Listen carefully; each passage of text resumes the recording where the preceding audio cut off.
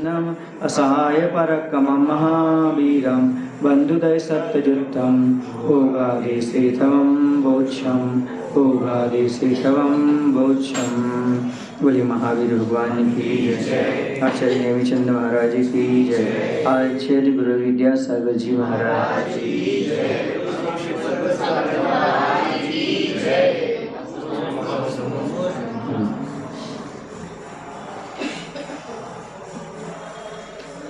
अब जघन्य स्थिति की विधि और प्रमाण दिखा रहे हैं। पेज नंबर 113 है और गाथा नंबर 144। किस प्रकार की उसकी जघन्य स्थिति की विधि होती है, उसका प्रमाण कितना होता है। एयम पनक दीपन्नम स्वयं सहस्रम च मिच्छवर्बन्धो हिगि विगलानम अवरम पल्ला संखून संखून।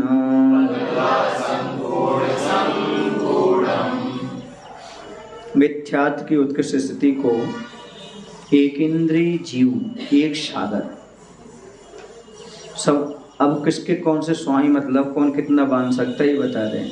यदि मिथ्यात्व की उत्कृष्ट स्थिति को एक इंद्रिय जीव बांधेगा तो एक सागर तक, दो इंद्रिय जीव 25 सागर तक, सीधा 24 सागर बढ़ गया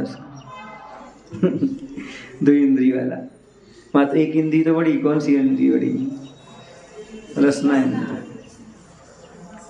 3 इंद्रिय 50 सागर, सीधा दूना हो गया। 4 इंद्रिय 100 सागर, ये भी दूना हो गया। असंगी पंचेंद्रिय जीव 1000 सागर सीधा कितना बढ़ गया तथा संगी पंचेंद्रिय पर्याप्त जीव 70 कोड़ा कोड़ी सागर प्रमाण बांधता है। गया भाई, अब आपको बहुत चीज़ों का समाधान हो गया। आप कह रहे थे कि दो इंद्रिय कैसे करता होगा, तो वैसे करता होगा, समझ गए ना। 70 कोड़ा कोड़ी सागर जो बांधेगा वो कौन होगा, संगी पंचेंद्रिय जीव ही होगा। मिथ्यात्व की उत्कृष्ट स्थिति बांधेगा और कम से कम एक इंद्रिय बांधेगा तो उत्कृष्ट स्थिति कितनी बांधेगी, एक सागर की उत्कृष्ट स्थिति तो है ही, है ना। एक इंद्रिय की अपेक्षा लेके चले तो बाकी कितनी है, 70 कोड़ा कोड़ी सागर। मिथ्यात्व की जघन्य स्थिति एक इंद्रिय जीव अपनी उत्कृष्ट स्थिति से पल्ल के असंख्यात भाग प्रमाण कम बांधता है। क्या कह रहे हैं, जो जघन्य स्थिति है, ऊपर उत्कृष्ट स्थिति बताई थी एक सागर, अब वही जो एक इंद्रिय जीव है यदि जघन्य स्थिति बांधता है तो अपनी उत्कृष्ट स्थिति से पल्ल की असंख्यात भाग प्रमाण कम बांधता है। तथा 2 इंद्रिय 3 इंद्रिय 4 इंद्रिय असंगी पंचेंद्रिय अपनी अपनी उत्कृष्ट स्थिति से पल्ल की संख्यात भाग प्रमाण कम बांधता है। वहाँ क्या आया था, एक इंद्रिय जीव कैसा बांधेगा, अपनी उत्कृष्ट स्थिति से पल्ल के असंख्यात भाग प्रमाण कम बांधेगा। और यहाँ पर असंगी पंचेंद्रिय अपनी अपने उत्कृष्ट स्थिति से पल्ल के संख्यात भाग बांधता है, कम बांधता है। वहाँ पर संख्यात भाग कम बांधा था, यहाँ पर संख्यात भाग प्रमाण कम बांधता है। इतना समझने का। इसका उत्कृष्ट स्थिति से मतलब एक सागर माइनस इतना जो आएगा वो जघन्य होगा। हाँ, इतना कम कर दो उसमें से, एक सागर में से कुछ तो नहीं हमारे क्यों, सागर में पल्ल क्या मिल रही है, 100 में एक कम किया तो 99। पल्ल का संख्यात भाग है, 99 जघन्य, पल्ल का संख्यात भाग है ना, डिवाइड करना है माइनस करना है। पल्ल का असंख्यात भाग करना है तो पल्ल कितना बड़ा होता है, सागर का तो 1% हाँ, भी नहीं है वो। तो जितना कम उतना तो है, उसमें क्या बात है, जगह स्थिति बन तो है उसमें। इतना कम कर लिया कम कहलाता है क्या, कितना भी कम हो बहुत होता है। नहीं ऐसा में जब आदमी का पेट भरने लगे 2 गिलास भी कम खाओ तो अच्छा रहता है ना। और दुख के दिन तो जितने कम हो जाए उतने अच्छे लगते भैया, आप क्या बात कह रहे हैं। एक एक पल भी सालों सालों लगता है और सुख के सालों साल भी एक पल जैसे बदल जाते हैं। वही बहुत मान के चलो आप, ये बस समझो। वहाँ जाके तो देखो मतलब मतलब दुख की स्थिति में जाकर तो देखो तब मालूम पड़े। होकर तो आए हो, लेकिन कह रहा हूँ कि वहाँ पर कैसा होता होगा उस समय मालूम पड़ता होगा। एक ही क्षण बड़ी मुश्किल से निकलते हैं। एक बार बन गई तो उसका कम नहीं, एक बार ये इतनी मिथ्यात्व की स्थिति बन गई तो कम नहीं हो सकती। परिणाम के द्वारा सब हो जाता है, अपकर्षण उत्कर्षण हो जाता है। अथानंतर संगी पंचेंद्रिय की उत्कृष्टि की अपेक्षा तैरासिक विधि से एक इंद्रिय, तो ऐसा में 3 रूल्स होते हैं उसके। एक इंद्रिय जीव की उत्कृष्ट और जगन स्थिति बंध का प्रमाण निकालते हैं। तो कैसे निकाल रहे हो? यदि सत्यरस इत्यमेतम किम होदीति शिरा तीस्यादीनम यदि संपाते शेषानम इगि विगलेषु हैठदी। मिथ्यात्व की उत्कृष्टि संगी पर्याप्त जीव कितना बांधता है? 70 कोड़ा कोड़ी सागर प्रमाण बांधता है। किंतु एक इंद्रिय जीव मिथ्यात्व की 1 सागर प्रमाण उत्कृष्टि बांधता है। तो 30 कोड़ा कोड़ी सागर आदि उत्कृष्टि वाले कर्मों का एक इंद्रिय जीव की कितनी स्थिति प्रमाण बंध होगा? इस प्रकार तैरासिक विधि करने से एक इंद्रिय व विकलेंद्रिय जीव की उत्कृष्ट व जघन्य स्थिति का प्रमाण निकल आता है। कैसे? तो बता रहे हैं। त्रैराशिक विधि मतलब वो एक नियम, यूनिटरी मेथड। हाँ, वो 3 नियम चलेंगे इसमें। इसके अनुसार 17 कोड़ा कोड़ी सागर प्रमाण उत्कृष्ट स्थिति वाला मिथ्यात्व कर्म एक इंद्रिय जीव के 1 सागर प्रमाण बनता है। तो 40 व 30 और 20 कोड़ा कोड़ी सागर प्रमाण की स्थिति में कितनी बांधेगा? अभी निकाल लिया उन्होंने तीनों में, 40, 30 और 20 कोड़ा कोड़ी सागर प्रमाण की स्थिति में कितनी बांधेगा? तो यहाँ प्रमाण राशि 70 कोड़ा कोड़ी सागर है, फल राशि 1 सागर है, और इच्छा राशि कितनी है? विवक्षित कर्म की 30, अपन जो अभी लिए रखी यहाँ 30, 40 और 20, 13 निकाल लिए 3 के अनुसार। किसके? 30वीं, 40वीं और 20। इसके अनुसार कितनी निकलेगी? इच्छा राशि ले ली अपन ने, विवक्षित, ये 13 निकाल रहे अपन। तो इसमें 30, 40 अथवा 20 कोड़ा कोड़ी सागर आदि प्रमाण जितनी उत्कृष्टि है सो जानना। फल राशि को इच्छा राशि से गुणा करने पर फल राशि कितनी थी? नहीं, 1 सागर थी।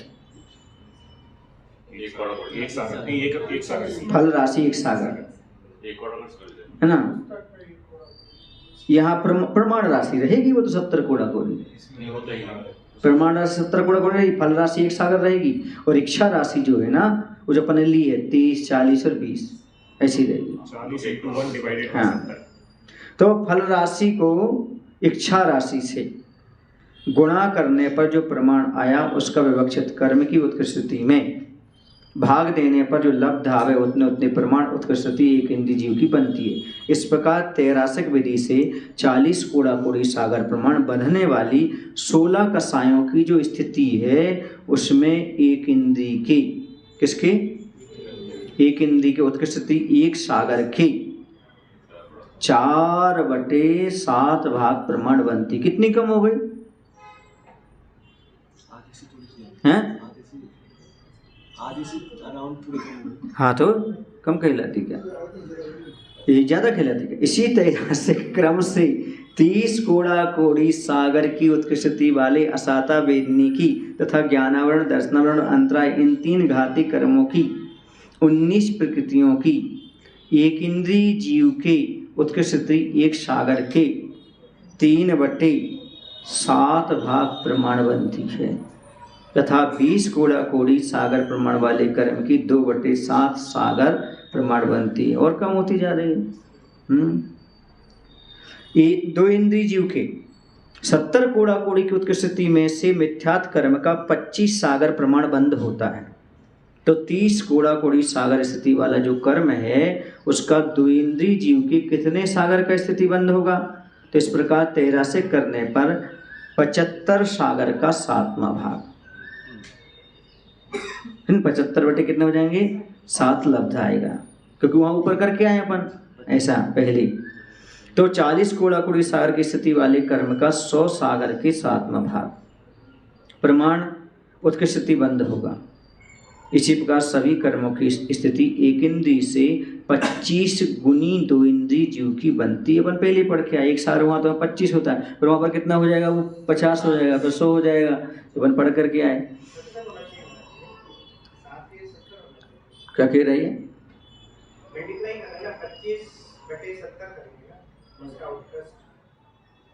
तो 30 की 0 से 0 कट गई ना उसकी। पहले ऊपर करके आए ना, तो इसकी ये करेंगे। अब देखो आगे चलते हैं। इसी प्रकार सभी कर्मों की स्थिति एक इंद्रिय से 25 गुनी दो इंद्रिय की बंधेगी। अब दो इंद्रिय की कितनी हो जाएगी?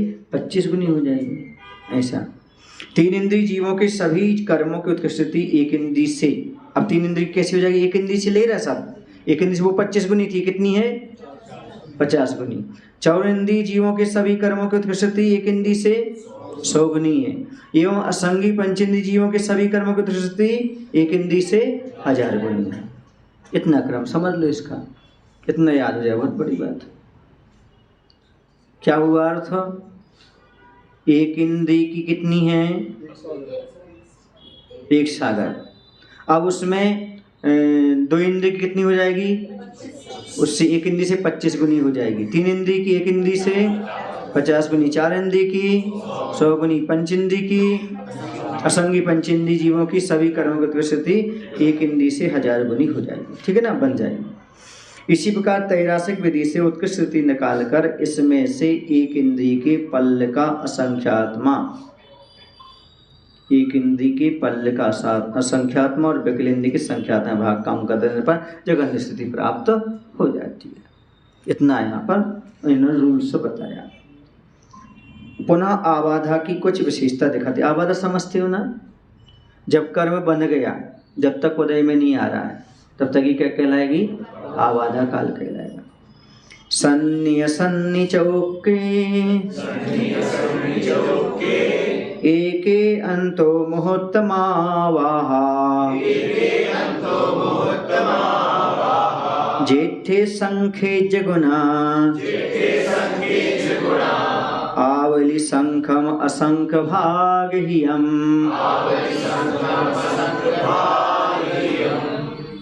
संगी जीव, अभी तक कहाँ तक थे अपन? असंगी। फिर भी अब संगी जीव से शुरू कर रहे हैं। संगी जीव, असंगी चतुष्क और एक इंद्रिय। असंगी चतुष्क समझ गए, जिसे हम विकल चतुष्क भी कह सकते हैं। क्या कह सकते हैं? विकल चतुष्क। ऐसा इस प्रकार से।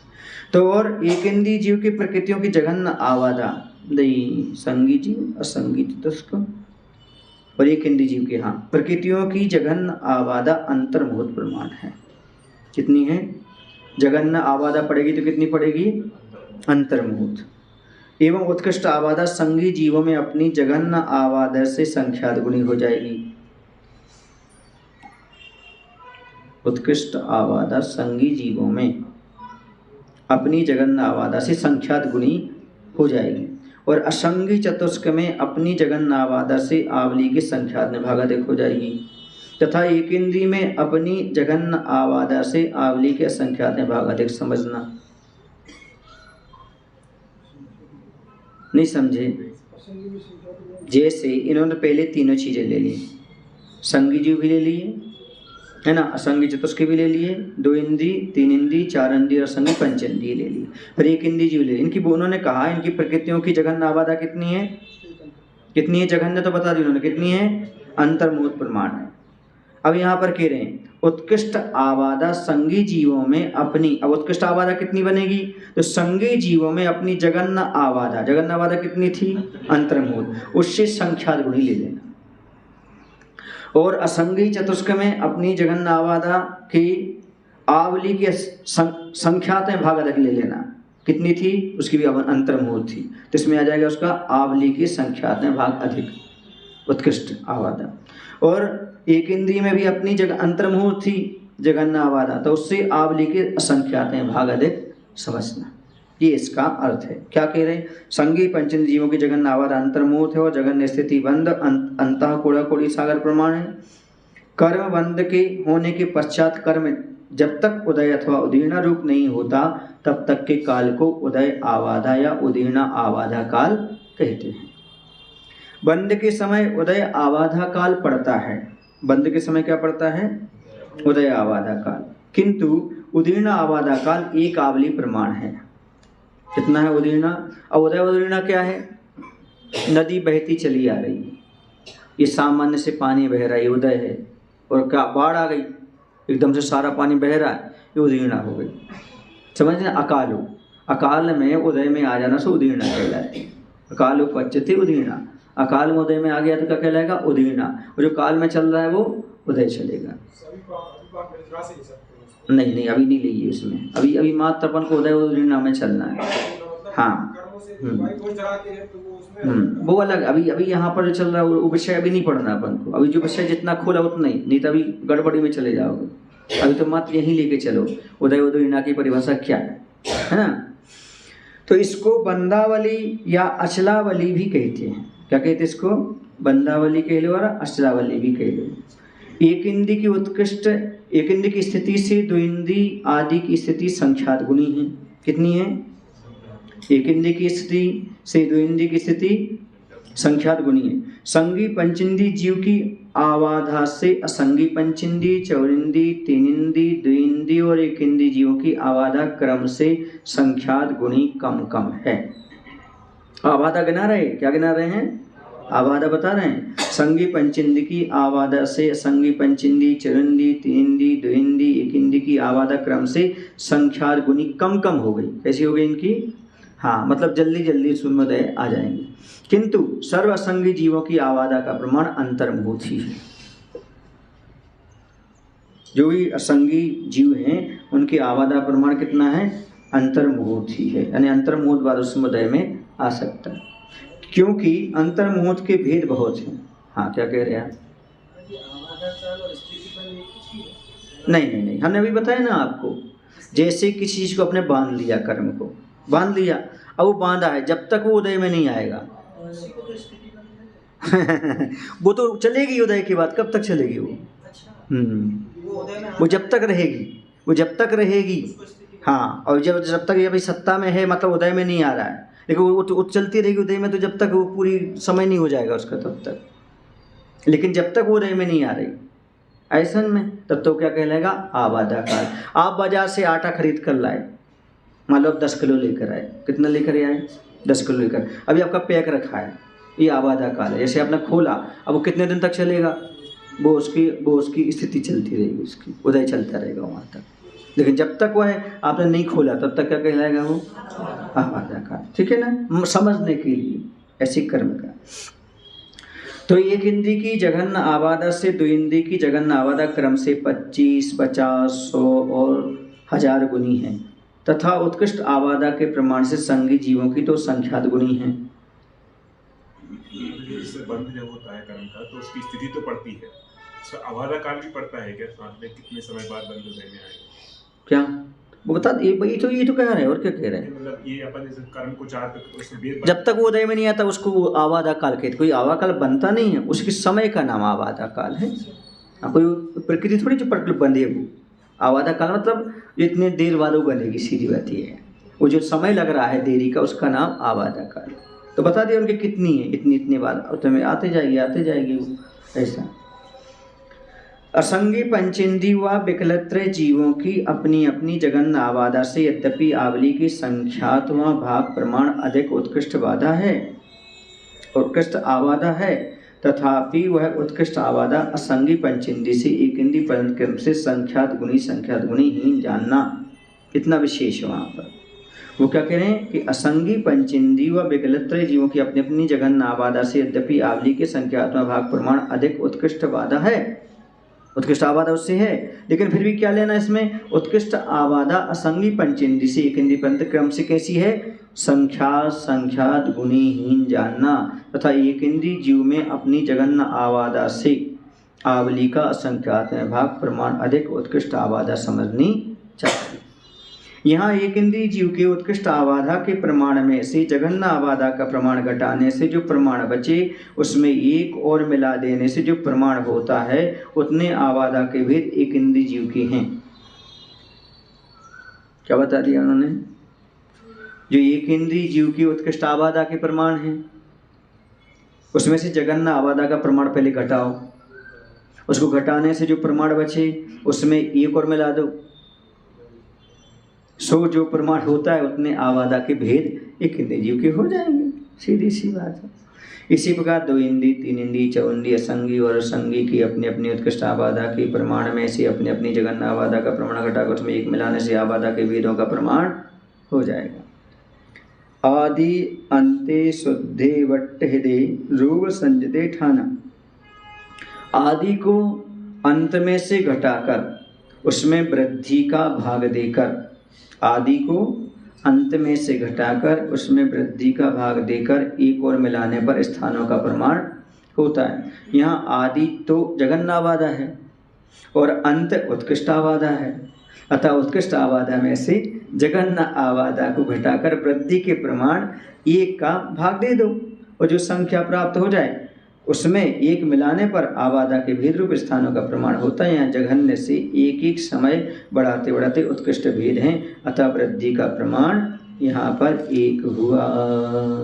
बोले महावीर भगवान की जय। आचार्य गुरु विद्यासागर जी महाराज। पूरा मैथ्स है। Arithmetic progression. हाँ हाँ महाराज जी इसमें एक बात है, आदि को अंत में से घटाकर उसमें वृद्धि का भाग देकर, और नीचे लिखा है यहाँ उत्कृष्ट अवस्था जगन अवस्था को घटाकर वृद्धि के प्रमाण एक का भाग देने पर, तो